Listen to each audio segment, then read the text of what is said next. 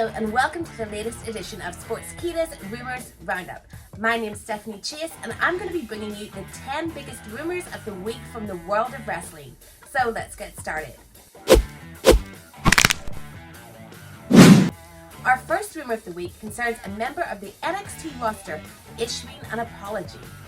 You may remember that the winner-takes-all match between Keith Lee and Adam Cole on NXT's Great American Bash had the finish spoiled for some. Indus Sher member Saurav Gujar posted an image on his Instagram story of Keith Lee celebrating with both titles. Though the image was quickly removed, the damage had already been done. Contrary to many reports, WWE did not shoot an alternative finish to the match, and they used the ending that was originally planned. Sean Rossap of Fightful reports that Saurav issued an apology during a backstage meeting at the latest set of tapings. The report stated that there is no significant heat on the Indus Sher member, and he is not expected to be punished for the spoiler. While WWE has not mentioned the names of Gujar or his partner since the incident, it has also been reported that Matt Blue is a big proponent of the NXT tag team.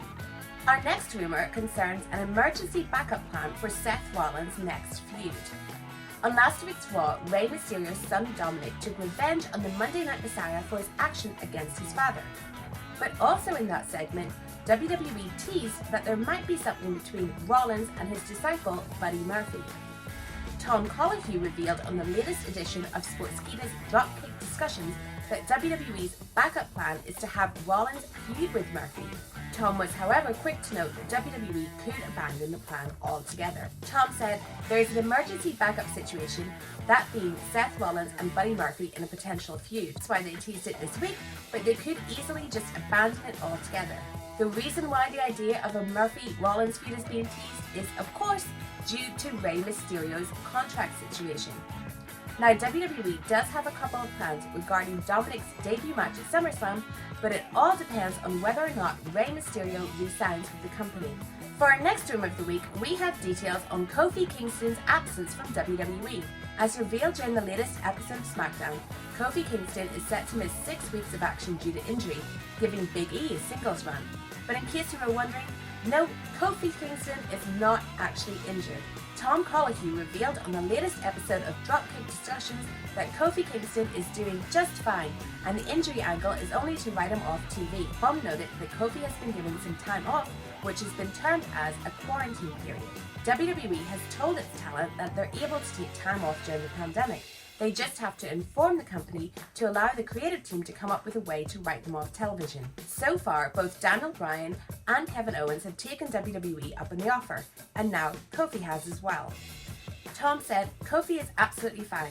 He's just been given 6 weeks off to go see his family, take a quarantine period, and then come back to work."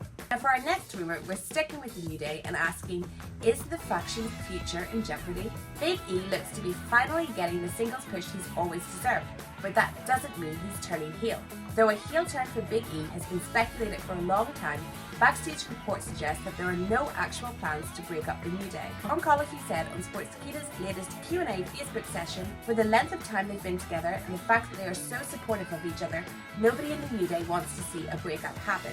Big E looks like he's getting at least 6 weeks of the singles push, potentially longer, and that's something I'm very excited about, and I know a lot of people are as well. Our next rumor of the week involves the original SummerSlam plans for Asuka and Kairi Sane. On the latest edition of Raw, we saw Asuka and Sasha Banks go one-on-one for the Raw Women's Championship. Now, it was Sasha Banks who picked up the win when Asuka decided to go backstage and help her friend Kairi Sane, who had been attacked by Bayley. And while that was the last appearance of Kairi Sane, it's all a little confusing, as before Extreme Rules, Kairi Sane said that she would challenge Asuka for the Women's Championship if she successfully retained at the pay-per-view. And now, with Kairi out of WWE, Dave Meltzer has reported what the original plans for her exit were. Before Sasha won the Raw Women's Championship, the original plan was to have Asuka keep the title and defend it against Shayna Baszler at SummerSlam. He went on to say that Sasha Banks was not the original opponent for Asuka after Extreme Rules. Dave said, "Originally Asuka was meant to defend the title against whoever injured Kairi, and that was at least Sunday night or Monday morning of last week before the tapings, and they tore that all up. And sadly, with Kairi Sane now gone, with her goes the potential of the dream match between her and Asuka on a big WWE stage. Our next rumour concerns Kevin Owens missing last week's Raw. Now, if you remember, Kevin Owens took a short break from WWE because of COVID-19, and then he returned and aligned himself with Rey Mysterio against Seth Rollins and his disciples. Kevin was last seen on the pre-show for Extreme Rules taking on Buddy Murphy, but he has not appeared on WWE TV since. And on last week's Raw, another one of Rey Mysterio's allies, Aleister Black, was brutally beaten down by Seth Rollins and Buddy Murphy, but Kevin Owens was nowhere to be seen. But now Dave Meltzer reports that Kevin Owens was not part of Raw because they did not want him coming out to help Aleister Black. Dave said, "I think the key was that they wanted to do injury angles with Black on both shows. The feeling was that Owens would theoretically have to do run-ins in an attempt to break them up, and they didn't feel the need to sacrifice him in angles like that." There have been other reports that Kevin Owens was also the backup plan for Seth Rollins' next feud if Rey Mysterio doesn't re-sign with the company. With everything going on, it will be interesting to see how Kevin Owens fits into the equation. With Aleister Black seemingly becoming the man to feud with Seth Rollins next, WWE are going to have to come up with something better for former Universal Champion Kevin Owens. Our next rumour regards Karl Anderson and Luke Gallows signing with Impact and the reasons behind it.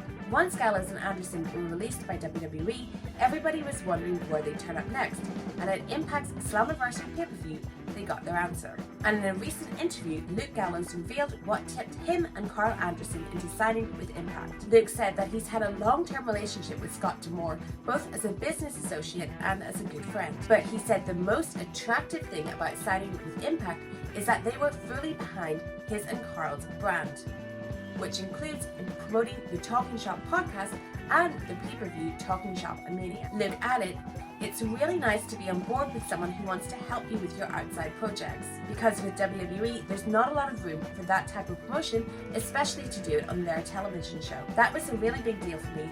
At the end of the day, me and Karl just felt like it was the right place to go." For our next rumour of the week, we're looking at, is Aleister Black about to undergo a gimmick change? Last week, Aleister Black took to Instagram to tease what could potentially be some big changes to his character and presentation. Of course, this is Aleister Black, so it was all very cryptic.